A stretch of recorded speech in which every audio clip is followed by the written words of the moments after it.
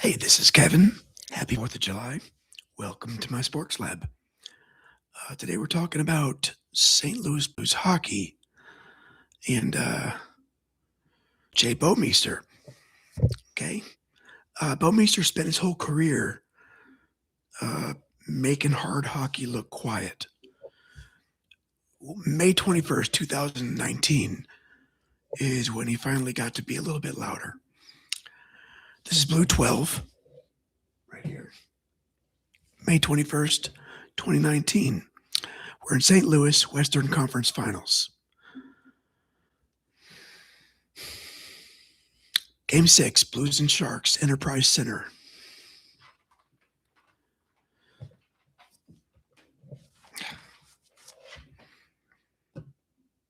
The Blues are up 3-2, and for the first time in almost 50 years, St. Louis can win the West at home. And that's the game, the room, and the pressure. It's not clean pressure. The series already got strange. San Jose took Game 3 in overtime on the missed hand pass. And there's a version of this where St. Louis folds right there. It's the kind of thing that can turn a playoff series into a conspiracy. Instead, the Blues won Game 4. Then they walked into San Jose and beat the Sharks 5-0 in Game 5. Jaden Schwartz had a hat trick.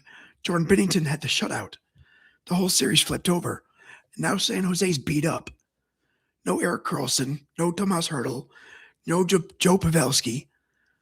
It's not an excuse, but it's not nothing. If you're watching live, how much do you weigh it?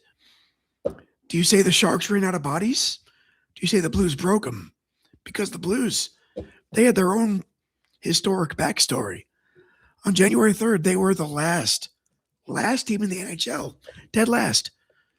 Then Craig Berube, Jordan Binnington, Ryan O'Reilly, and a roster full of guys who've been dropped through too much hockey and just kept getting up again. By May, they're one win from the Stanley Cup Final. Right in the middle of that is Jay Bouwmeester. Now, he was born in Edmonton in 1983. It's already unfair. You're born in Edmonton, you're a big, smooth skating defenseman, and the hockey machine basically starts printing your name early and often. He went through Medicine Hat and became one of the best junior defensemen in the world. Florida took him 3rd overall in 2012. And that draft started with Rick Nash, Kerry Lennon, Jay Bouwmeester. Not exactly a slow table. He makes the NHL right away with the Panthers. He's 19, playing real minutes and moving like a guy who's built to escape vortex. He's got a big frame, long reach, easy stride. Never looked frantic. That's the whole trick with him. Some players make hockey look fast. Bouwmeester made it look like he solved it in advance. He was good almost immediately. For years, he never got the big stage. Florida didn't go anywhere. He played every night. He logged huge minutes. He became an all-star, an Iron Man. He also became that guy with the weird record nobody wants.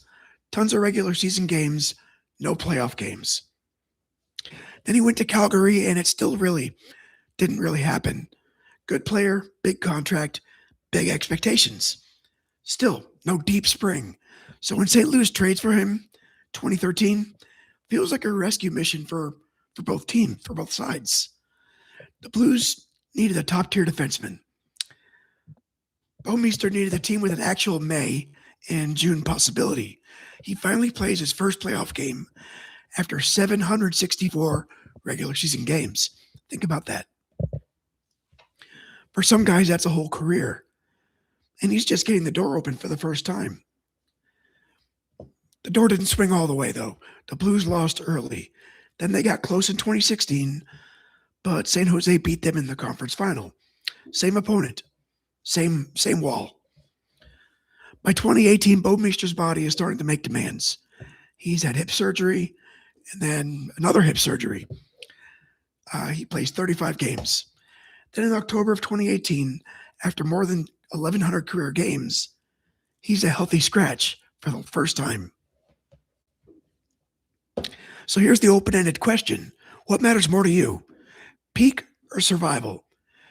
Would you rather burn bright for 5 years or still be useful when everybody assumes you're done? Because Bouwmeester wasn't the face of the 2019 Blues.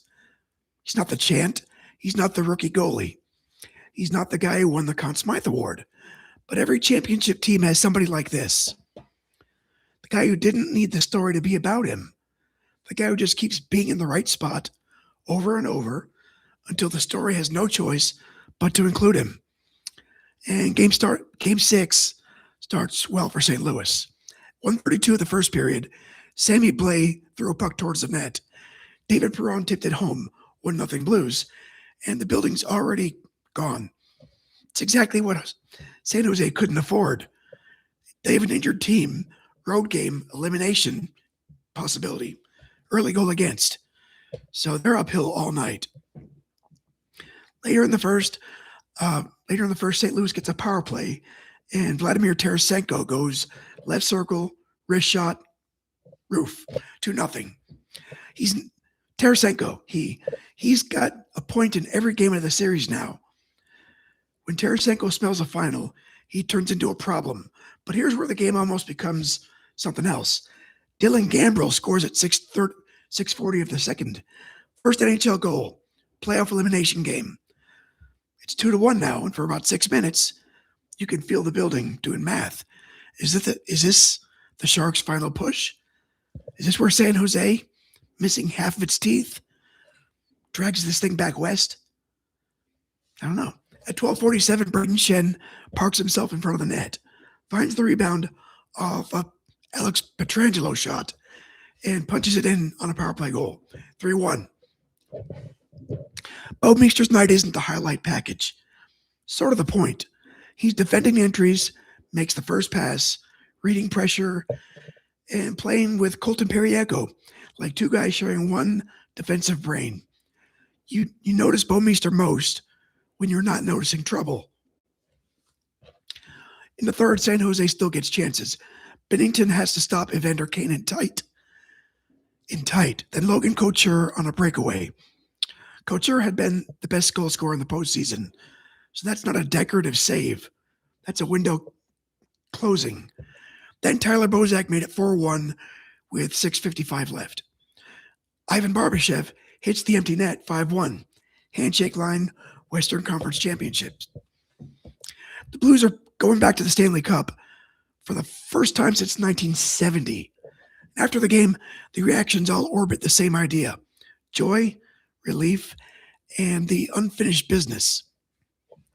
Binnington talked about the final minutes and the noise in the rink. Tarasenko said nobody wanted to fly back to San Jose. Sammy Blais was happy, but he also said the important part out loud. He said there's still 4 more wins to get. On the Shark side, Pete DeBear didn't pretend the scoreboard was pretty, but he defended the group's effort. Logan Couture was blunter. San Jose, they dried up offensively. 2 goals in the last 3 games of the series. That time of year, it's basically a death sentence. Bouwmeester finally gets to the final after 1,252 career NHL regular season games. 16 seasons, 35 years old. Hip surgeries behind him. The old conference final loss to San Jose behind him. Bouwmeester's quote from the game was, "Playoffs are fun." The rest of the season becomes the whole thing. The Blues go to Boston for a rematch with the Ghosts of 1970. So, of course, it goes all the way to Game 7 in Boston. Bouwmeester has a hand in the first goal. He gets the puck through traffic. Ryan O'Reilly takes it, and the Blues take the lead. A veteran defenseman putting a puck where it could become somebody's problem. The Blues win 4-1, first Stanley Cup in franchise history. Jay Bouwmeester becomes a Stanley Cup champion. And because he already had Olympic gold and World Championship gold, he joins the Triple Gold Club. On February 11th, 2020, in Anaheim, Bouwmeester suffered a cardiac episode on the bench. The game gets postponed. Medical staffs respond fast. Bouwmeester's taken to the hospital. And a few days later, he has an ICD procedure to help manage his heart rhythm. Bouwmeester doesn't play again. In January 2021, he officially retires after 17 NHL seasons, 1,240 regular season games, 424 points, an Ironman streak, 2 All-Star appearances, and the one thing that took forever to arrive. That's the thing with Bouwmeester. His career didn't have the shape that people romanticize. It's not a rocket ship. It's a long, flat, punishing, lonely road. Suddenly, at the end of it, there's a parade. So next up, Warrior 37.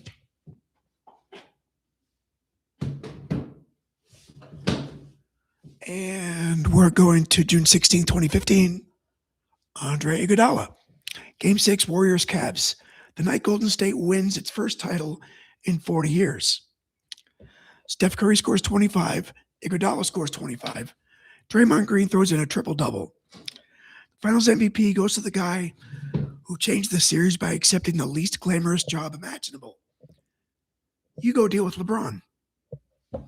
How many Finals MVPs are really role-player masterpieces? We'll talk about that next.